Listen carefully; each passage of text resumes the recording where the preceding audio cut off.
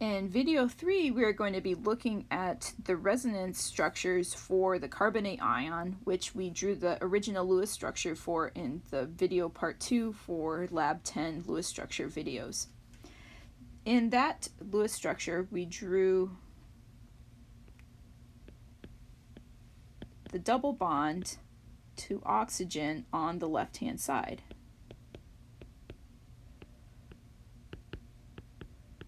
And when I made that video, I said we could put it in any one of the locations. So this, when we're drawing our resonance structures, we're going to be moving the bond, that double bond, around. So on our second possibility, we'll have a single bond on the left-hand side, and we'll put the double bond on that top oxygen. So we just moved that double bond around the carbon. And now with our third structure, we will draw that double bond on the right-hand side.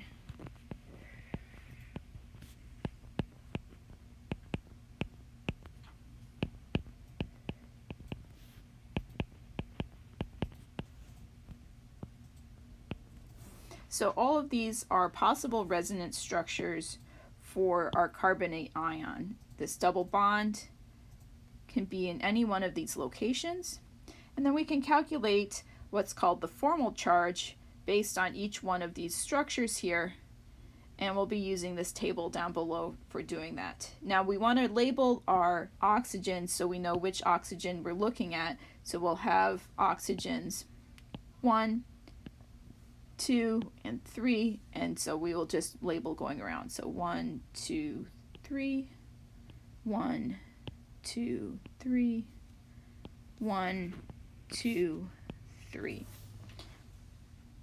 So as we fill in the table here for our first structure,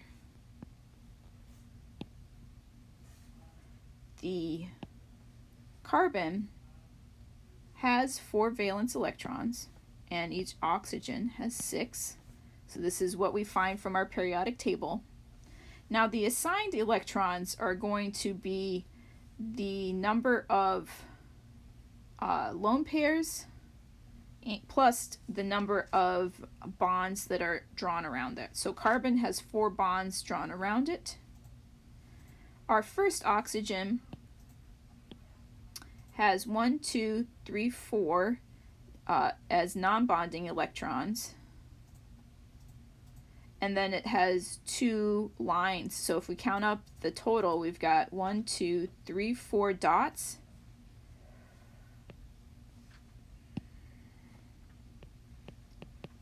and then we've got 1, 2 lines. So that gives us a total of 6. For our oxygen number 2, it's got 1, 2, 3, 4, 5, 6 dots. And then it has 1 line to it.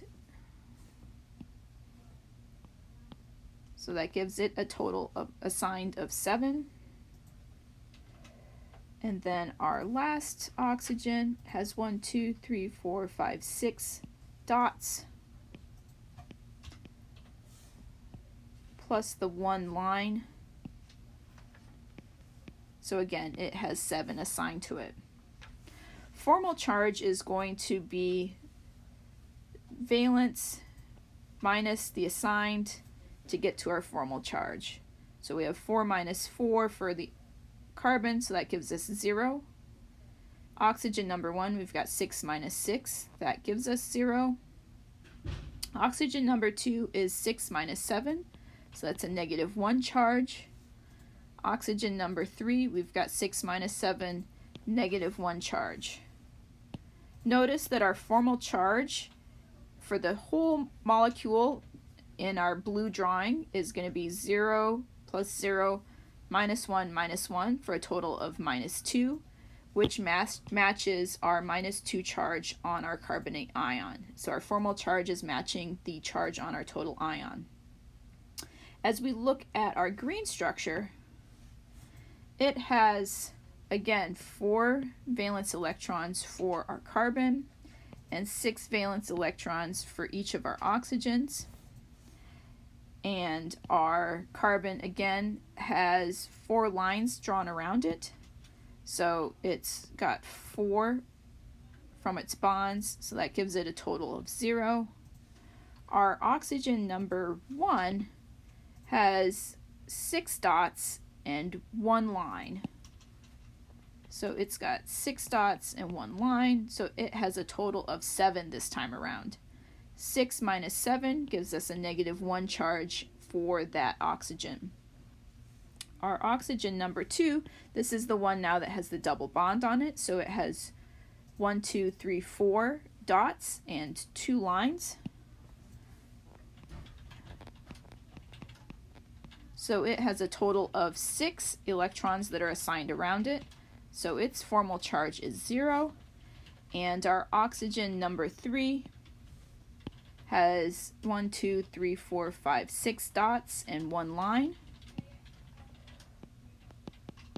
So it has a total of 7 assigned to it, so it has a -1 charge in our green structure. So now we get to go and do our purple structure.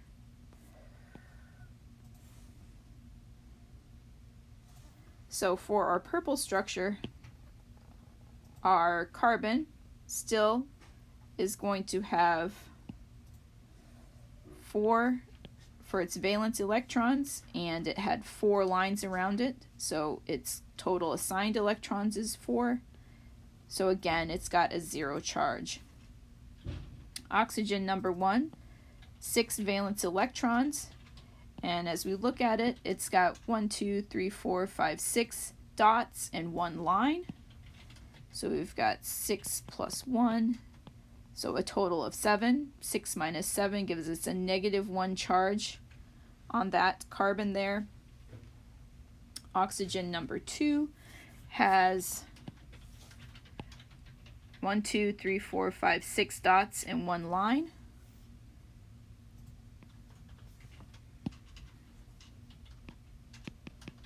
So it has a total of 7 assigned to it. Started off with 6 valence. So it has a -1 charge in this purple structure. And then our oxygen number 3 is now the one that has the double bond to it. So it's going to have 4 dots and 2 lines. So it's got 6 assigned to it. Started with the 6 valence. So in this structure, the oxygen number 3 has the 0 for the formal charge. You'll notice for each of these, as I pointed out for 1, so if we look at the green structure, we've got 0, -1, plus 0, -1, so it has a -2 charge, which matches our carbonate ion. And for our purple structure here, we've got 0, -1, -1, 0. Again, it's got the -2 charge, which matches our carbonate ion.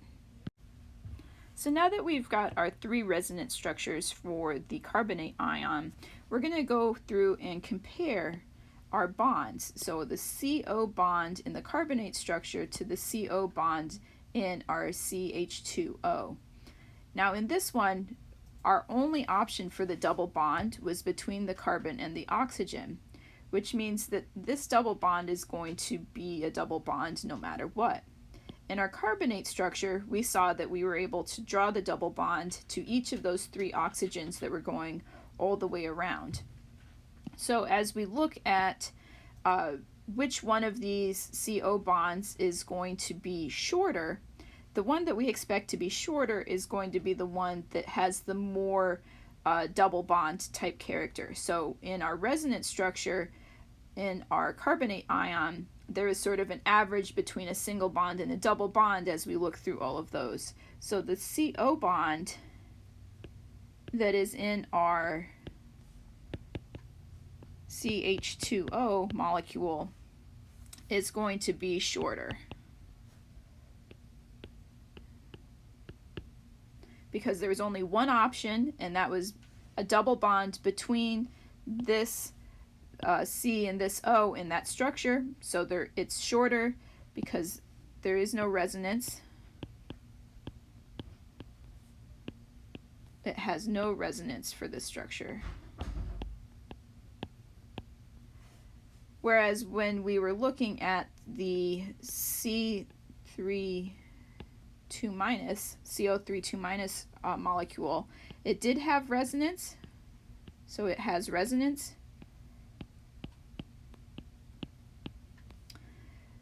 So the bonds between carbon and oxygen are some version of average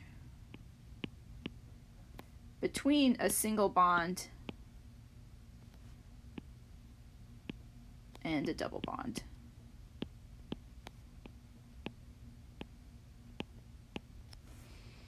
So that's going to give the CO bonds in this structure, since they're an average between single and double, they're going to be a little bit longer. Now as we look at part C here, we can see that the measured CO bond for the carbonate is 129.9 picometers, and the measured CO bond for the CH2O is 120.5 picometers. So this bond is the shorter bond. So when we look at this, our prediction does agree with the measured experimental results. So yes, our prediction matches. The CO bond from our carbonate ion is longer.